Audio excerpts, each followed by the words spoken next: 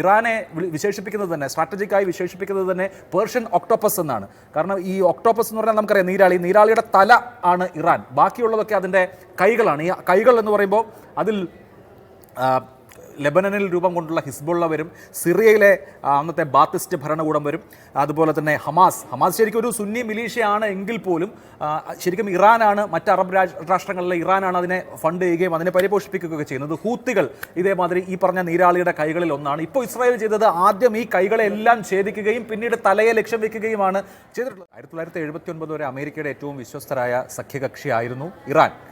അമേരിക്കയുടെ മാത്രമല്ല ഇസ്രയേലിൻ്റെ മേഖലയിലെ ഏറ്റവും പ്രധാനപ്പെട്ട പങ്കാളിയായിരുന്നു ഇറാൻ. അതിന് ഒരുപാട് റീസൺസ് ഉണ്ട്. അന്ന് ഇറാൻ ഭരിച്ചിരുന്ന പഹ്ലവി രാജവംശമാണ്. ഷാ റീസ പഹ്ലവി ഇറാൻ ഭരിക്കുന്ന സമയത്ത് ഇസ്രയേലുമായിട്ട് സാധാരണ നിലയ്ക്കുള്ള നയതന്ത്ര ബന്ധവും വ്യാപാര ബന്ധവും മാത്രമല്ല സ്ട്രാറ്റജിക് ആയിട്ടുള്ള ആയുധബന്ധവും ഉണ്ടായിരുന്നു. ഇപ്പോൾ നമ്മൾ ഈ ന്യൂക്ലിയർ ആംസിൻ്റെ കാര്യമാണല്ലോ പറയുന്നത്. ന്യൂക്ലിയർ ആംസ് വഹിക്കാൻ ശേഷിയുള്ള മിസൈലുകളുടെ ഡെവലപ്മെൻറ്റ് ഇസ്രയേലും ഇറാനും സംയുക്തമായിട്ടാണ് നടത്തിയത്. 1978 അതായത് ഇസ്ലാമിക് റവല്യൂഷന് ഒരു വർഷം മുമ്പ് അന്ന് ഷാ പഹ്ലവിയും അതുപോലെ തന്നെ അന്ന് ബെഗിൻ ഇസ്രായേൽ ഭരിക്കുന്ന സമയമാണ്. ഷിമോൺ പെരസാണെന്ന് ഡിഫൻസ് മിനിസ്റ്റർ. അവർ അന്ന് ഉണ്ടാക്കിയിട്ടുള്ള ഒരു പാക്ട് ഓയിൽ ഫോർ ആംസ് എന്നാണ്. അതായത് ഇറാൻ എണ്ണ നൽകും, പകരം ഇസ്രായേൽ ആയുധം നൽകും. അന്ന് ആ കാലഘട്ടത്തിൽ സംയുക്തമായി ഡെവലപ്പ് ചെയ്ത് തുടങ്ങിയതാണ് ന്യൂക്ലിയർ കേപ്പബിൾ ആയിട്ടുള്ള മിസൈൽ.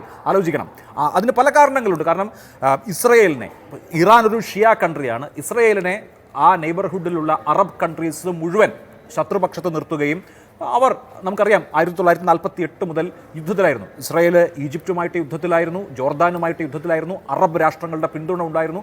ആ കാലഘട്ടത്തിൽ അവരുടെ വിശ്വസ്തരായ സഖ്യകക്ഷി ഇറാനായിരുന്നു. എന്താണ് സംഭവിച്ചതെന്ന് വെച്ചാൽ 1979 ഇസ്ലാമിക് റവല്യൂഷൻ സംഭവിക്കുന്നു.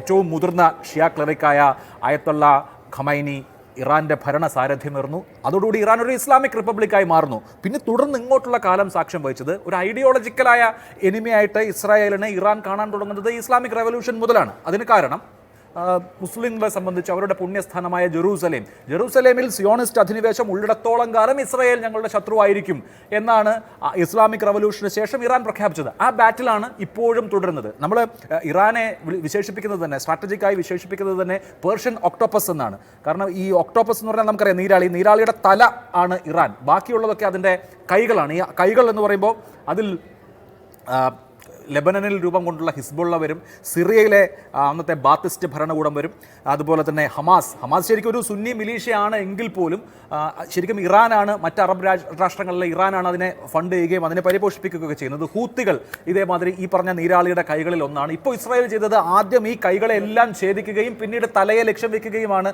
ചെയ്തിട്ടുള്ളത്. നമുക്ക് അതിൻ്റെ ചരിത്രം പരിശോധിച്ചാൽ ഇപ്പോൾ 1982 ഇസ്രായേൽ ലെബനൻ ആക്രമിക്കുന്ന സമയത്ത് ആണ്, അതിനുശേഷമാണ് ഹിസ്ബുള്ള രൂപം കൊള്ളുന്നത്. ആ ഹിസ്ബുള്ള ഇറാൻ്റെ, അതായത് ഹിസ്ബുള്ള എന്ന് പറയുന്നത് ഒരു ഷിയ മിലീഷ്യയാണ്. ഇറാൻ്റെ പിന്തുണയോടുകൂടി ഇറാൻ്റെ റവല്യൂഷണറി ഗാർഡ്സ് തന്നെയാണ് ഈ ഹിസ്ബുള്ളയ്ക്ക് ഒരു സുരക്ഷിത കവചം ഉണ്ടാക്കുകയും ഹിസ്ബുള്ളയെ വളർത്തുകയും ചെയ്തത്. ഹിസ്ബുള്ളയും ഇസ്രായേലും തമ്മിൽ നേരിട്ടുള്ള ഫൈറ്റുകൾ പല തവണ നടന്നിട്ടുണ്ട്. അലി മൂസാബിയെ 92 ഇസ്രായേൽ കൊലപ്പെടുത്തി. ഏറ്റവും ഒടുവിൽ നമുക്കറിയാം കഴിഞ്ഞ വർഷമാണ് 2024 ഒക്ടോബർ 1 ഹസൻ നസറലെ ഇസ്രായേൽ കൊലപ്പെടുത്തുന്നത്. അപ്പോൾ ഹിസ്ബുള്ള ഇസ്രായേലുമായി യുദ്ധം ചെയ്യുകയായിരുന്നു. അതുപോലെ തന്നെ മറ്റ് ഇസ്രായേലിൻ്റെ ഇൻട്രസ്റ്റുകളെ ഇറാൻ്റെ മറ്റു പ്രോക്സികൾ ലക്ഷ്യം വെക്കുകയായിരുന്നു. ഇങ്ങനെ ഒരു പ്രോക്സി വാർ നടന്നുകൊണ്ടിരിക്കുകയായിരുന്നു.